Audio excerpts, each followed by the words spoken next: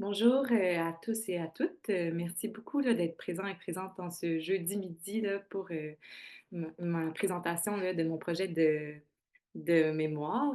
Je commencerai là, peut-être juste par vous indiquer je suis rendue où dans ma démarche.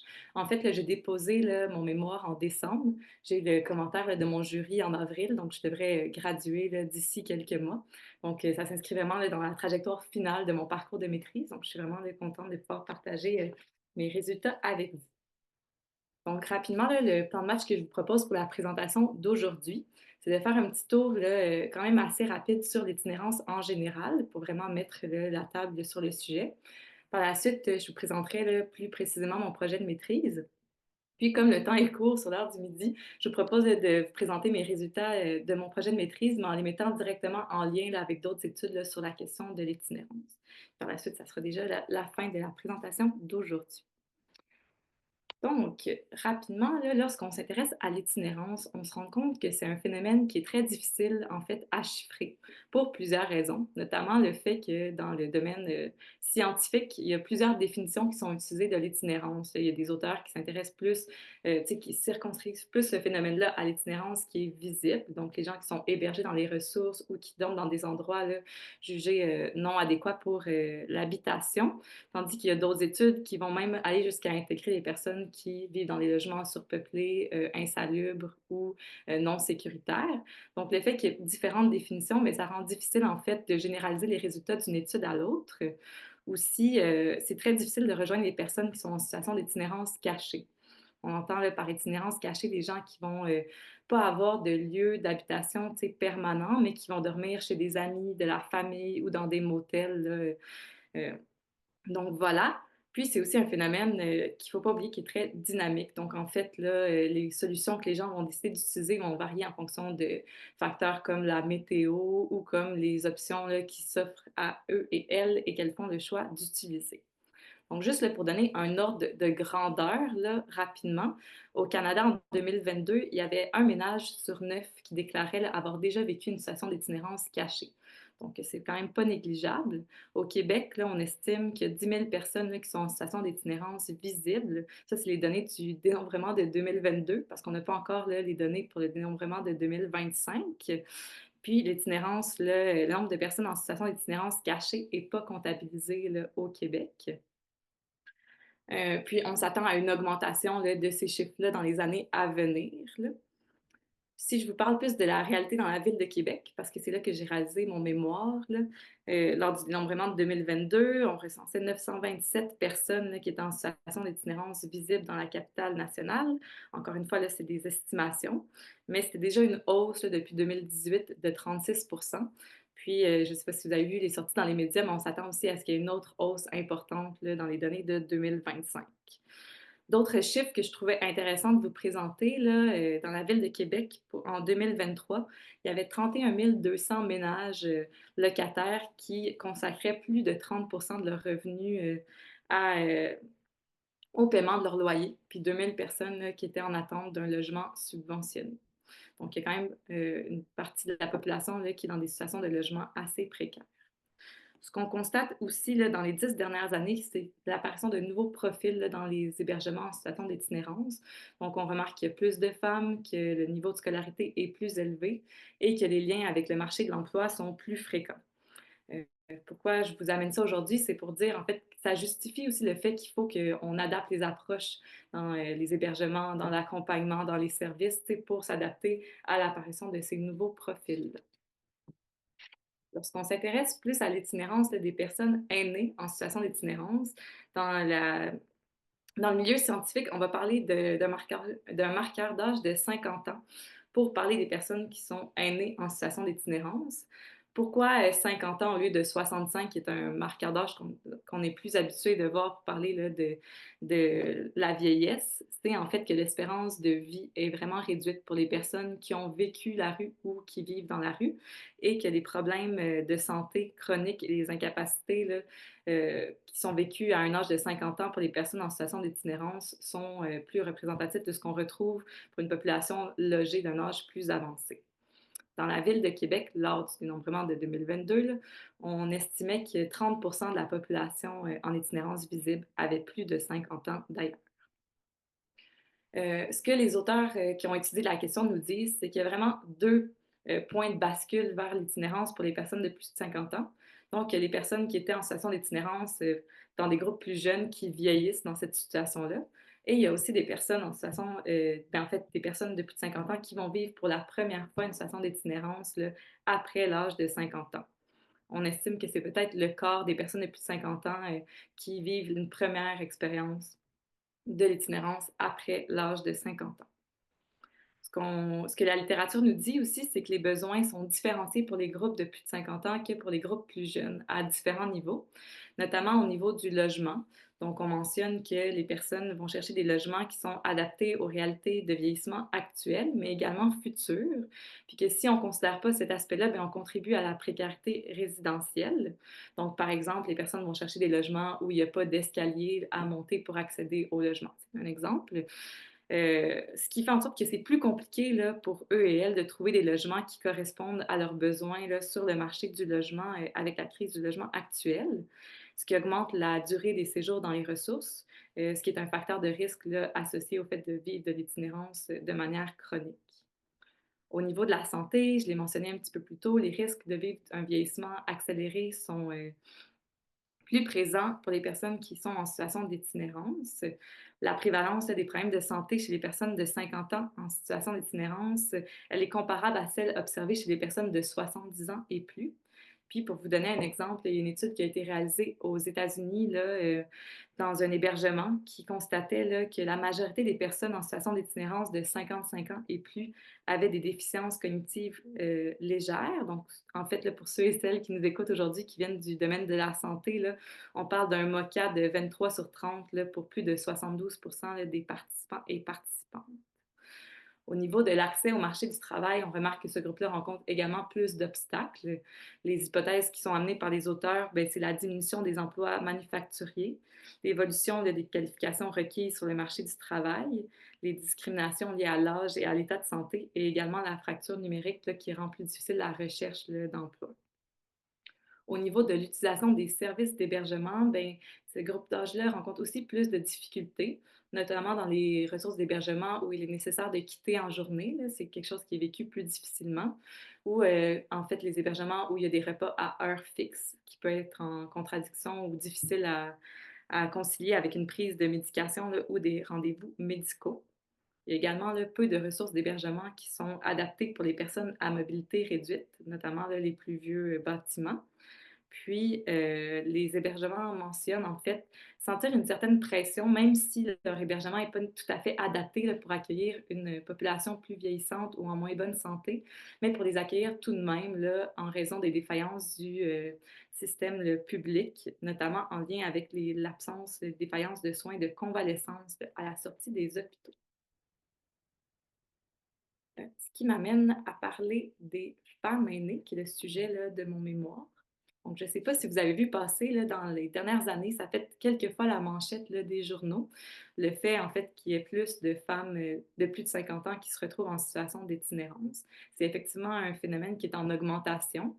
Puis les femmes sont plus nombreuses à vivre une première expérience là, d'itinérance à un âge avancé. Des facteurs là, qui sont avancés pour peut-être expliquer cette augmentation-là qu'on voit. C'est le fait que les femmes sont plus nombreuses à occuper là, des emplois atypiques ou à temps partiel ou occasionnels, ce qui fait qu'elles sont plus précaires là, sur le marché du travail puis plus vulnérables lorsqu'il y a des changements.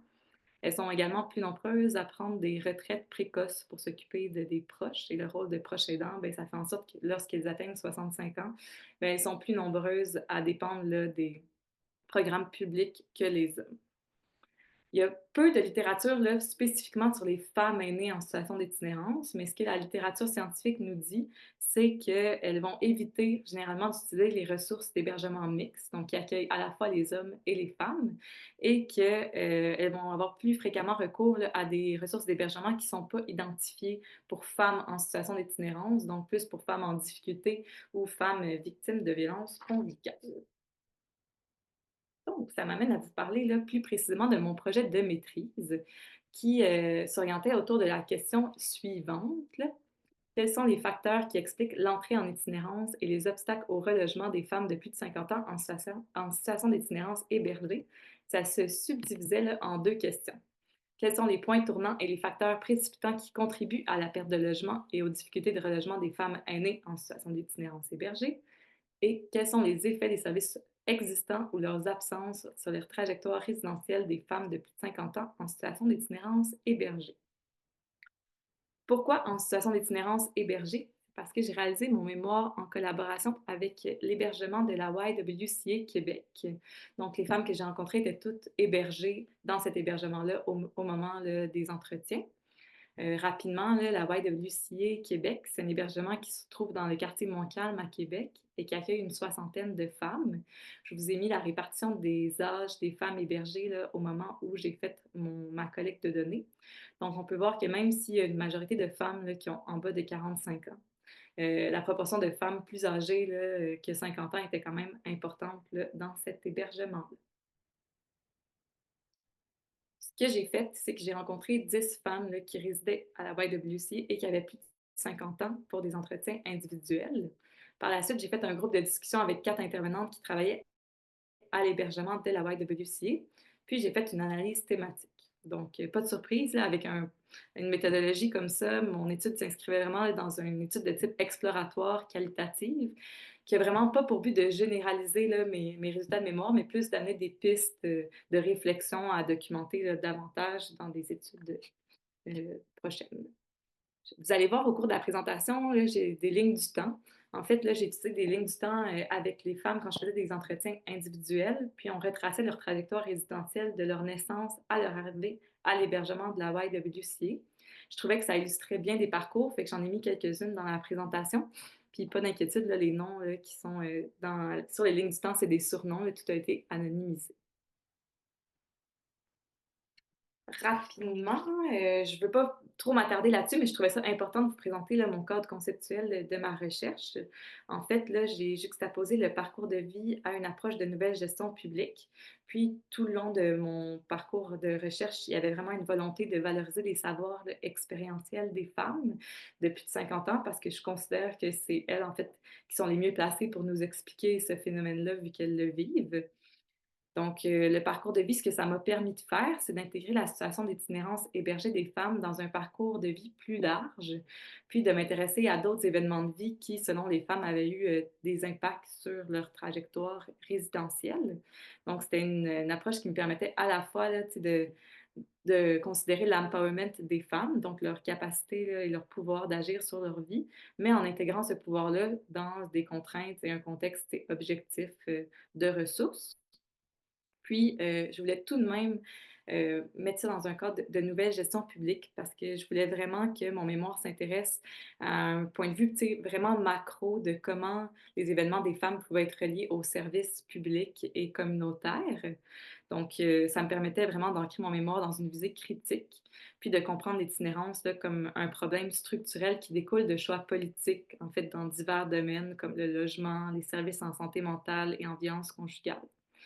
Rapidement, pour ceux et celles qui sont moins familiers ou familières avec l'approche de la nouvelle gestion publique, là, c'est un courant idéologique qui propose de moderniser l'administration des services publics en s'inspirant des modèles de gestion des entreprises privées pour rendre les services plus efficaces, efficients et moins dispendieux. Donc, cette approche-là, elle va préconiser une gestion par résultat, l'évaluation de l'atteinte d'objectifs quantitatifs et la mise en concurrence des secteurs publics, privés et communautaires. Donc, je ne sais pas si ça sonne des cloches pour certains d'entre vous, mais moi, je trouvais que ça faisait vraiment sens là, d'étudier les services publics sous la loupe là, de la nouvelle gestion publique. Donc, j'aurais pu vous mettre plus de caractéristiques de mes participantes, mais comme on est serré dans le temps, j'en ai juste mis deux. Donc, en fait, là, la moyenne d'âge des femmes que j'ai rencontrées, c'était une moyenne d'âge de 60 ans. Puis, leur première expérience en ressources d'hébergement, c'était varié. Donc, il y avait une femme qui ça faisait moins de 6 mois, trois que ça faisait moins de 5 ans, puis six que ça faisait plus que 5 ans. C'est important de noter que ça ne veut pas dire que les six, que ça fait plus de 5 ans, que ça fait 5 ans qu'ils sont dans des ressources d'hébergement. C'est pas nécessairement des parcours qui sont linéaires. Donc, il y en a qui sont passés par des ressources d'hébergement avant de retourner en logement et de retourner en ressources d'hébergement, par exemple. Mais c'était pour donner en fait une ordre d'idée. Donc, j'avais des femmes qui avaient vécu de la précarité résidentielle plus tôt que d'autres. Donc, on rentre dans le nœud de ma présentation, là, donc ma présentation des résultats de recherche. Pour rendre ça le plus clair possible pour la présentation, j'ai divisé ma présentation en deux volets. Donc, dans un premier temps, là, je vous propose qu'on s'attarde aux thématiques qui sont sorties de mon mémoire, qui s'intéressaient aux facteurs là, de précarisation des situations résidentielles des femmes que j'ai rencontrées. Donc, là-dedans, j'ai identifié trois thèmes que je voulais vous partager aujourd'hui: la pauvreté, la violence conjugale et la santé mentale. Et ensuite, les obstacles que les femmes rencontraient là, au relogement dans un deuxième volet, que j'ai divisé également en trois thèmes. Donc, le manque de place en ressources d'hébergement, l'inadéquation là, de l'offre de services et des besoins, et le logement. Donc, pour commencer, là, lorsqu'on s'intéresse à l'itinérance des femmes aînées, on ne peut pas passer à côté de la question du revenu, là. En fait, là, selon Statistique Québec, là, pour l'année 2022, les personnes là, âgées de 65 ans et plus, leur revenu moyen après impôt pour les femmes, c'était de 31 800 et pour les hommes, c'était de 43 200. Donc, il y a quand même un écart de 11 400 encore aujourd'hui en faveur des hommes. Puis, comme je vous ai mentionné plus tôt, certains auteurs mentionnent là, que la moitié des femmes de plus de 65 ans ont des revenus inférieurs au seuil de pauvreté qui les rend le tributaire des rentes des régimes publics canadiens. Comment ça s'est illustré dans mon mémoire et c'est en cohérence avec ce que d'autres auteurs ont également rapporté, c'est qu'il y a beaucoup de femmes, en fait, qui vont dépendre d'une relation avec un homme pour se maintenir en logement.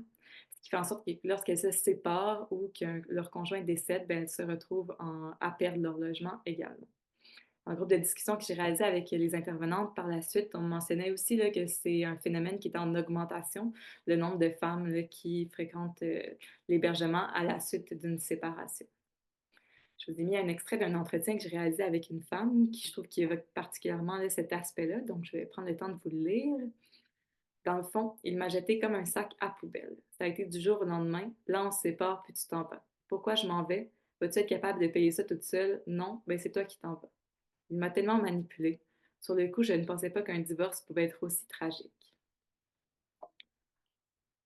On voit aussi l'effet inverse, en fait. Donc, il y a plusieurs auteurs là, qui ont établi que l'établissement d'un lien intime, ça va être une stratégie qui va être utilisée par les femmes là, pour éviter les conditions de vie difficiles liées à l'itinérance. C'est aussi quelque chose que j'ai constaté là, dans le cadre de mon mémoire avec les femmes aînées.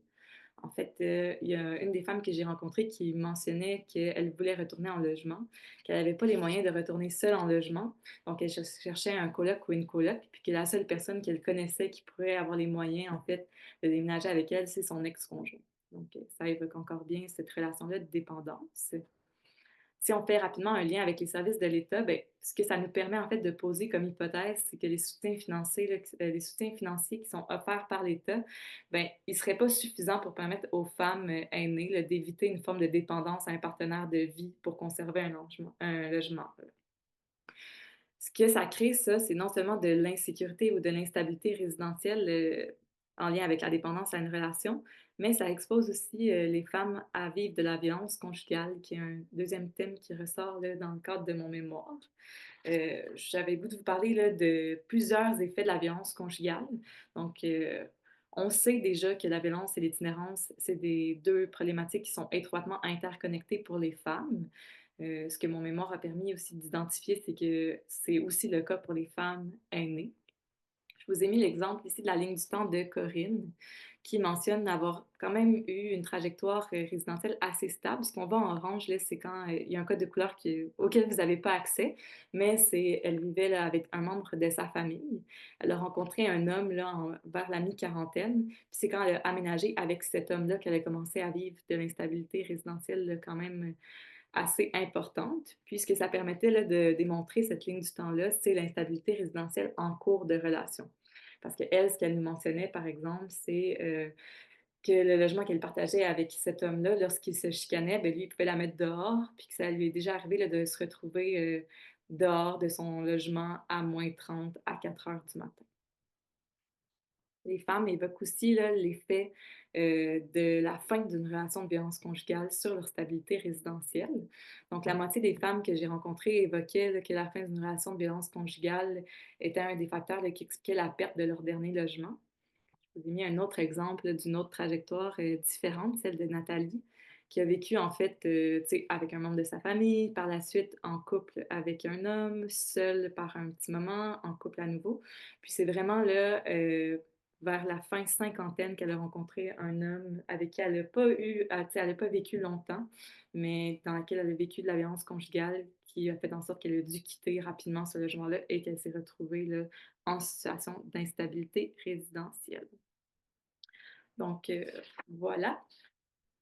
J'avais le goût aussi de vous présenter des extraits, là, je ne prendrai pas le temps de les lire, là, mais je vais les résumer rapidement, de l'effet que la violence conjugale peut avoir sur la stabilité résidentielle des femmes à plus long terme. Donc oui, il y en a qui ont perdu leur logement lorsqu'ils ont quitté une relation de violence conjugale, mais il y a aussi des effets là, plus tard qu'elles vivent en lien avec ça. Donc, dans le premier extrait, on voit une femme qui mentionne qu'elle ne pourra pas retourner vivre là, proche de ses enfants et ses petits-enfants par crainte, en fait, que son ex-conjoint la retrouve. Donc, c'est un obstacle additionnel à ces démarches là, de relogement. Dans le deuxième extrait, c'est une femme qui mentionne qu'elle a vécu longtemps avec son conjoint qui exerçait un contrôle important sur sa vie, puis que le fait qu'il contrôlait ses payes, puis tout ça, fait en sorte qu'elle s'est retrouvée à un âge avancé à devoir gérer pour la première fois son budget, puis qu'elle trouve ça extrêmement difficile d'avoir à gérer des sous à son âge, qu'elle ne sait pas trop comment, qu'elle se trouve à prêter trop d'argent à d'autres personnes dans le besoin. Donc, ça, on peut imaginer comment ça peut être un obstacle aussi au relogement. Puis le dernier exemple, c'est une femme qui s'est fait voler toutes ses économies là, par son ex-conjoint lorsqu'elle a décidé de le quitter. Lorsqu'on met en relation ce terme-là avec les services publics et communautaires, ben, ce qu'on constate en fait, puis ce qui est important de nommer, c'est qu'il manque de place dans les ressources pour femmes victimes de violences conjugales.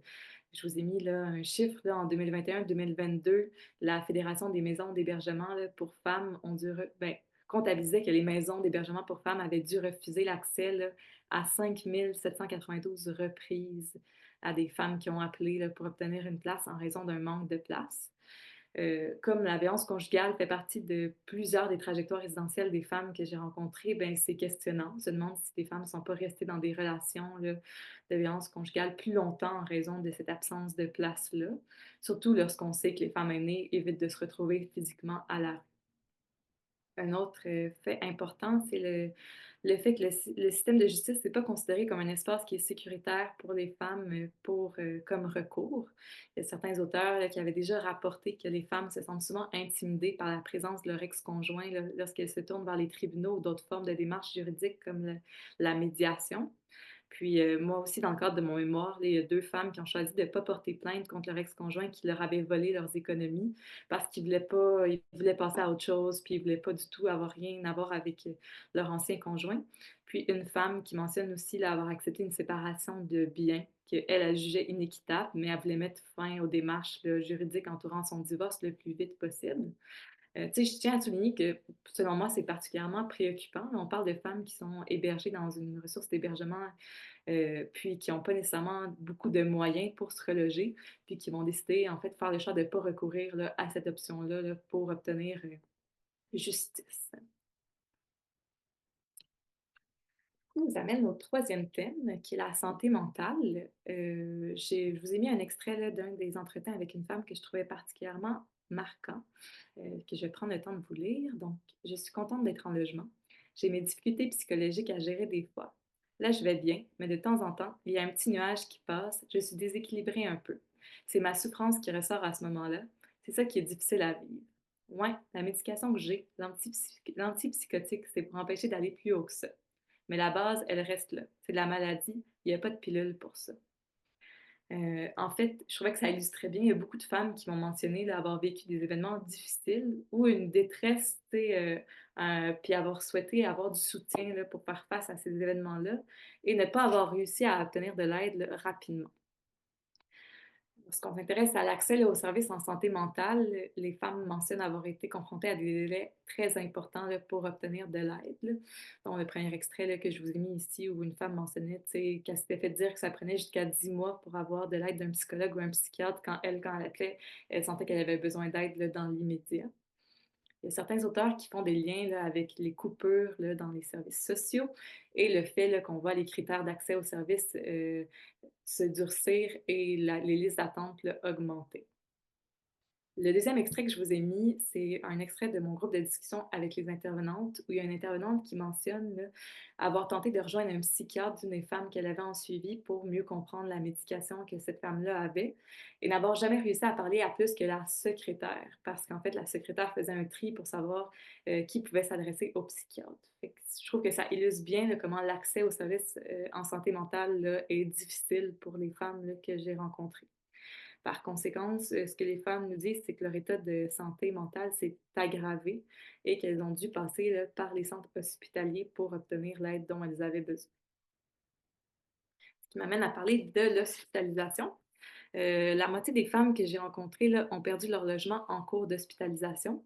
Là, petite parenthèse, je sais que je vous ai dit la moitié des femmes que j'ai rencontrées ont vécu de la violence conjugale. La moitié des femmes que j'ai rencontrées ont perdu leur logement en cours d'hospitalisation, mais c'est pas deux phénomènes qui peuvent pas être liés. Donc, j'ai des femmes que j'ai rencontrées qui ont perdu leur logement dans une dynamique de violence conjugale, mais ont passé par une hospitalisation par la suite, par exemple. Ce que les femmes m'ont nommé, celles qui sont passées par l'hospitalisation, c'est la difficulté à obtenir des soins pour une longue durée. Les séjours étaient très courts, il fallait qu'elles se battent, elles ne se sentaient pas prêtes à nécessairement quitter l'hôpital au moment où elles devaient quitter. Ce phénomène-là s'inscrit là, dans le phénomène des portes tournantes, qui est de plus en plus documenté, où plusieurs chercheurs mentionnent que si on sort d'une institution sans avoir reçu des soins adéquats, le suivi ou la planification de sortie requise, ben, ça peut conduire à une situation d'itinérance à un âge avancé. Et ça a été le cas là, pour plusieurs des femmes que j'ai rencontrées. Au niveau de la sortie des hôpitaux, j'ai quand même eu des parcours différents dans les femmes que j'ai rencontrées. Donc, il y en a qui ont été accompagnées là, d'une travailleuse sociale dès qu'ils préparaient la sortie de l'hôpital, puis c'est elle, en fait, qui les a référées vers la YWCA Québec, tandis qu'il y en a d'autres qui n'ont pas eu du tout d'aide. J'ai une femme que j'ai rencontrée qui mentionnait qu'à sa sortie de l'hôpital, elle ne savait pas où aller, donc elle a réservé un motel.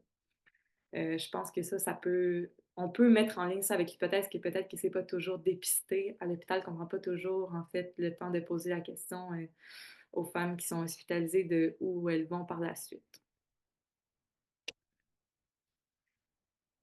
Super, ça m'amène maintenant à vous parler là, des obstacles de relogement évoqués par les femmes et les intervenantes, donc la deuxième partie de mes résultats de recherche. Ce qu'on constate, puis ça c'est largement documenté, là, je pense pas que je fais de surprise à personne aujourd'hui, c'est qu'il manque de place dans les ressources d'hébergement pour les femmes en situation d'itinérance au Québec. Il y a certains auteurs qui font des liens entre cette pénurie-là et les sous-financements là, du réseau des services publics et communautaires en matière d'itinérance.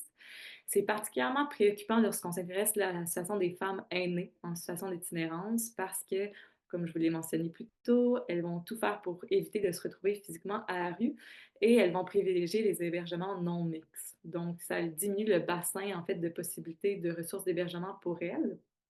Puis, fait que c'est ça. Donc, le manque de place, c'est vraiment quelque chose de majeur. Je vous ai mis un extrait là, d'une des femmes que j'ai rencontrées pour montrer aussi là, comment ça peut devenir, tu sais, euh, vraiment quelque chose de stressant pour les femmes. On pense, là, les femmes ont perdu leur logement, mais ils n'ont pas nécessairement accès à une place en ressources d'hébergement. Donc voilà, là, dans la situation présentée, c'est une femme qui a perdu son logement le 1er juillet. Elle s'est déplacée là, jusqu'à l'urgence, on l'a référée à la YWCA où elle a été en autobus. Lorsqu'elle s'est présentée à la YWCA, il n'y avait pas de place, on l'a référée à un autre organisme. Donc, elle s'est rendue en autobus. Elle a eu la dernière place disponible à cet organisme-là, puis il était 9h30 le soir. Donc, on voit là, le sentiment d'urgence là, qui peut être ressenti par les femmes dans ces occasions-là. Ce que ça fait aussi en sorte, le manque de place dans les ressources, c'est que les femmes vont utiliser des stratégies de survie là, pour éviter de se retrouver physiquement à la rue. Je vous ai mis deux extraits là, qui parlent de stratégies de survie utilisées par les femmes, mais celles qui ont été évoquées dans le cadre de mon mémoire, c'est dormir chez un étranger, dormir au motel, dormir dans son auto, dormir sur son lieu de travail. Donc, non seulement ce pas des solutions qui sont nécessairement sécuritaires pour les femmes qui les utilisent, mais en plus, ça peut augmenter les difficultés qu'elles peuvent vivre. Tu sais, je vous laisse imaginer si une femme dort sur son lieu de travail, son employeur tu sais, le remarque, ça peut mettre tu sais, en péril son emploi. Donc, il y a tout ça, ça peut augmenter les difficultés que les femmes rencontrent. Mais il y a aussi un autre enjeu important à ça. Je vous ai dit là, qu'au Québec, on ne comptabilise pas l'itinérance cachée. Ça, c'est toutes des stratégies d'itinérance cachée qui font en sorte que ça invisibilise la situation des femmes aînées en situation d'itinérance. Puis dans un contexte de nouvelle gestion publique où on se base beaucoup sur dans des indicateurs là, quantitatifs, ben, on voit comment ça peut être problématique si cette réalité-là, elle est cachée. On est dans le deuxième thème de cette section-là, qui est l'inadéquation des besoins et des ressources.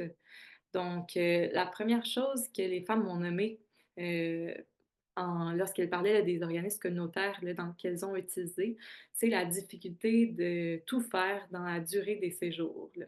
À la YWCA, au moment où j'ai fait mes entretiens de recherche, le temps de séjour là, pour un hébergement d'urgence, c'était 1 mois, donc 1 mois gratuit. Sauf qu'un mois, c'est court quand on a beaucoup de démarches à faire. Donc, les femmes m'ont mentionné trouver ça difficile d'accomplir toutes les démarches, mais aussi l'espèce de crainte de savoir qu'on a juste une place sécuritaire pour 1 mois. Ce qu'on s'intéresse à l'âge avec la durée des séjours, les femmes mentionnent aussi que l'âge joue un rôle dans le fait qu'elles trouvent que les séjours sont trop courts. Il y a une des femmes que j'ai rencontrées qui mentionnait le fait que c'est un choc de vivre l'itinérance pour une première fois à un âge avancé, puis qu'elle a eu besoin là, d'un bon 2, 3 semaines avant de se remettre de ce choc-là, puis de se dire, OK, je suis vraiment rendue dans un hébergement, puis il faut en fait que je me mette en action ou que je fasse des démarches là, pour me trouver un autre hébergement par la suite. Puis il y a une autre femme qui mentionnait aussi que, ben, tu sais, même si tu vis les mêmes difficultés à 26 ans ou à 60 ans, ça prend plus de temps à s'en remettre là, quand on vieillit.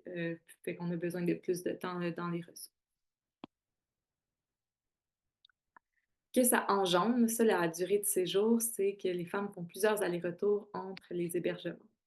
Euh, Ce que les femmes me mentionnaient, en fait, là, c'est que, en fait, je peux vous le dire, il y avait beaucoup de femmes que j'ai rencontrées qui arrivaient déjà d'une autre ressource d'hébergement. Donc, ça faisait déjà un petit moment qu'elles avaient perdu leur logement, puis qu'elles se promenaient d'hébergement en hébergement. Ce qui s'inscrit dans ce qu'on appelle la tournée des ressources, qui est un concept là, évoqué par une autrice, là, Vinesse Saint-Pierre, là, pour mentionner le fait que, en raison des durées maximales de séjour dans les hébergements d'urgence, les personnes en situation d'itinérance, ben, ils doivent consacrer du temps à trouver des options temporaires de relogement, puis que ça limite le temps qu'elles ont pour trouver des solutions permanentes pour se sortir de leur situation d'itinérance. L'extrait ici là, illustre très bien ça. En fait, c'est une femme que j'ai rencontrée que ça faisait 6 séjours de 1 mois qu'elle faisait là, à la YWCA. Lorsqu'on réfléchit aussi là, les services communautaires avec l'angle de la nouvelle gestion publique, on se rend compte que ben, ça affecte aussi les organismes communautaires parce que la nouvelle gestion publique va influencer la manière dont les organismes reçoivent du financement. On voit là une tendance à financer de plus en plus les organismes communautaires par projet ou par programme au lieu de les financer à la mission. Donc, ça a des impacts là, sur le fait aussi qu'on veut financer ce qui fonctionne, donc les services efficients, efficaces, puis pour lesquels, pour identifier ceux qui fonctionnent, on va utiliser des indicateurs quantitatifs, même si la recherche nous dit que les indicateurs quantitatifs, ça ne permet pas d'évaluer la complexité des situations qui sont rencontrées là, sur le terrain. Ça, ces enjeux-là de financement, mais ça amène une certaine pression à obtenir des résultats rapidement. Et ça, ben, c'est difficile quand on est confronté là, à des situations complexes. Je vous ai mis un exemple d'une des femmes que j'ai rencontrées, juste pour illustrer là, à quel point ça peut être complexe quand on arrive dans une ressource d'hébergement. Donc, la femme mentionnait là, que lorsqu'elle a fui une relation de violence conjugale, lorsqu'elle est arrivée à l'hébergement, son ex-conjoint avait vidé son compte en banque. Donc, elle est allée à la banque là, avec ses enfants pour tenter de reprendre l'accès à son compte, mais elle n'avait aucune carte d'identité, donc c'était pas possible. Donc, là, elle était en démarche là, pour refaire sa carte d'assurance maladie, puis faire venir son baptistère dans le but de retourner, reprendre l'accès à son compte en banque. Tout ça, c'est des démarches qui prennent du temps, puis on n'est pas du tout en train de se questionner sur le relogement des femmes. Il y a d'autres démarches à faire là, qui sont prioritaires avant ça. Ce que ça fait aussi, le contexte d'une belle gestion publique, l'injonction à la rapidité, puis tout ça, à la performance, bien, ça limite le temps que les intervenantes ont là, pour s'intéresser aux spécificités des réalités là, des personnes qu'elles accompagnent. Ça, c'est documenté par d'autres auteurs. Puis, c'est problématique, surtout quand on s'intéresse à l'itinérance là, des femmes aînées, puisque lorsqu'on s'intéresse à l'itinérance des personnes aînées, on montre que si le relogement ne considère pas l'évolution des besoins en matière de soins et de capacité, les revenus limités et les besoins de sécurité des personnes vieillissantes, bien, ça peut contribuer là, à l'instabilité résidentielle des personnes aînées. Dans le cadre de ce mémoire-ci, ce qui est sorti par rapport à ça, le manque d'options personnalisées là, pour les personnes plus âgées, ben, c'était le fait, premièrement, que les intervenantes mentionnaient qu'il n'y avait pas ce luxe-là. Parce que les options qu'elles avaient là, pour reloger les femmes étaient limitées, donc elles offraient les mêmes options là, à tout le monde. Donc oui, il y a des contextes structurels qui vont plus large que les hébergements d'urgence. Par contre, ce qu'on a aussi discuté dans le groupe de discussion avec les intervenantes, c'est qu'elles ont peu de connaissances là, des milieux d'hébergement, des milieux de vie pour les personnes aînées. Donc, elles mentionnaient qu'elles ne connaissaient pas les trajectoires d'accès là, pour les CHSLD, les ressources intermédiaires ou les RPA, ni le niveau d'autonomie là, qui était requis pour accéder là, à ces milieux-là. Donc, en fait, si on peut, c'est une bonne illustration du fait qu'on n'a peut-être pas nécessairement le temps non plus d'aller se renseigner sur les spécificités des personnes qu'on accompagne parce qu'on est toujours dans une logique d'urgence.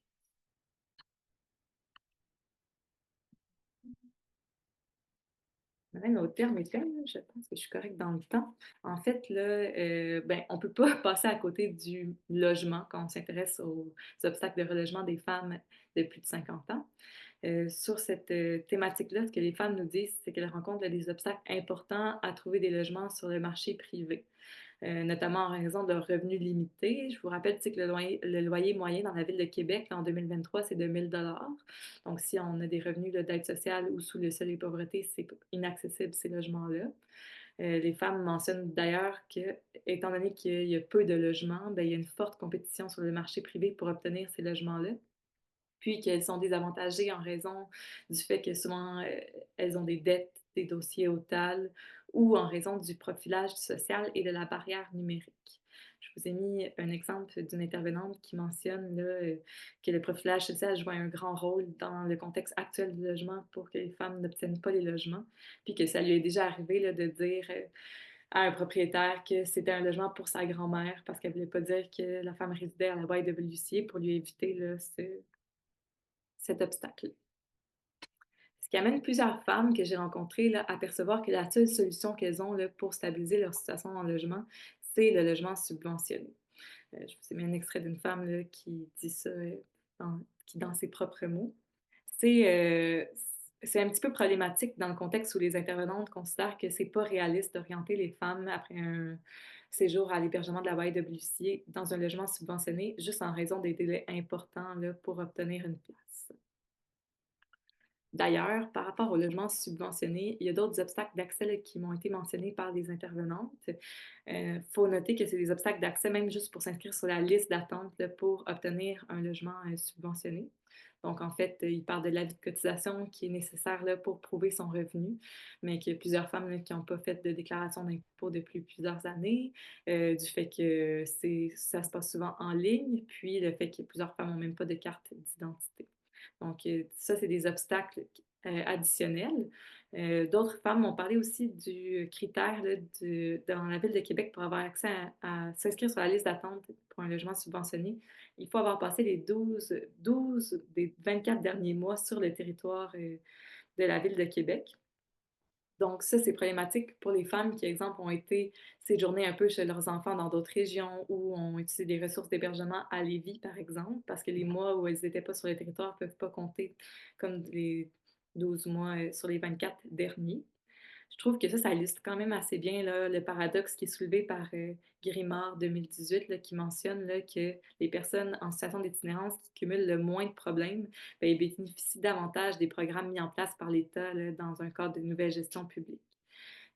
Donc, c'est ça, là, les services, je trouve que ça illustre bien, en fait, le logement subventionné est plus difficilement accessible pour les personnes qui se retrouvent en situation d'itinérance que pour les personnes qui seraient en situation de logement précaire, bien qu'il faudrait qu'il soit accessible là, pour tous et toutes. Donc, pour terminer, là, certaines recommandations, là, moi, qui sortent de mon mémoire, de mes constats, là, c'est évidemment des hypothèses ou des recommandations, c'est de documenter davantage là, les barrières d'accès aux services rencontrés par les femmes aînées en situation d'itinérance. Comme ce pas des services qui avaient été conçus à la base pour s'adresser à ce groupe-là, ben, c'est intéressant qu'on continue à documenter quel genre de freins elles peuvent rencontrer là, dans les services qui sont pensés pour une population plus générale. Je crois qu'il faudrait faciliter là, l'accès à des logements subventionnés, notamment en enlevant le critère là, du 12 mois de résidence sur les 24 derniers pour les femmes aînées en situation d'itinérance. Il y a déjà une exemption qui existe pour les femmes victimes de violences et pour les personnes avec un handicap, donc pourquoi pas élargir ce critère-là. Je pense que ce serait important de renforcer les collaborations entre le réseau de la santé et des services sociaux œuvrant dans le domaine du vieillissement et le secteur de l'itinérance pour outiller davantage là, les intervenantes qui accompagnent des femmes aînées dans les options là, qui s'offrent à ces femmes-là. Et je pense qu'il faudrait éliminer le temps de séjour maximum dans les ressources d'hébergement pour les personnes en situation d'itinérance pour les femmes aînées, vu que ça a des impacts importants et qu'on sait qu'elles ont besoin de plus de temps là, pour se déposer. D'ailleurs, petite parenthèse, là, depuis que j'ai réalisé ma collecte de données à la YWCA, le temps de l'hébergement d'urgence est passé de 1 mois à 3 mois pour toutes les femmes, étant donné que dans le contexte actuel de la crise du logement, c'était pas possible de penser qu'on pouvait reloger une femme ou stabiliser sa situation là, en 1 mois. Donc, c'est déjà un beau pas vers la bonne direction selon moi, mais je pense que on pourrait même éliminer le temps de séjour maximum. Rapidement, il y a certaines limites là, à mon projet de mémoire. Premièrement, c'est un projet vraiment exploratoire. Et puis, c'est pas de généraliser les propos, c'est vraiment plus d'amener des pistes de réflexion. J'ai réalisé mon projet dans un seul milieu, l'hébergement de la YWCA Québec, avec un seul type d'itinérance, l'itinérance hébergée. Donc, ça pourrait être intéressant là, de voir si ces problématiques-là ou les trajectoires sont similaires dans d'autres contextes. Puis mon échantillon là, était très peu varié sur le plan culturel. Là. Toutes les femmes que j'ai rencontrées, leur première langue, c'était le français et elles étaient toutes nées là, dans la province de Québec.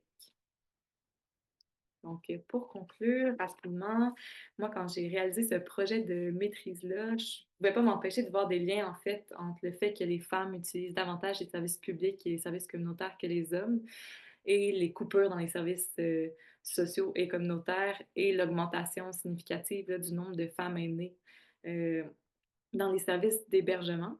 Je pense que c'est important là, qu'on valorise puis qu'on finance davantage les services publics et sociaux vu qu'on voit là, les conséquences de ces désinvestissements. Donc, merci beaucoup de m'avoir écouté.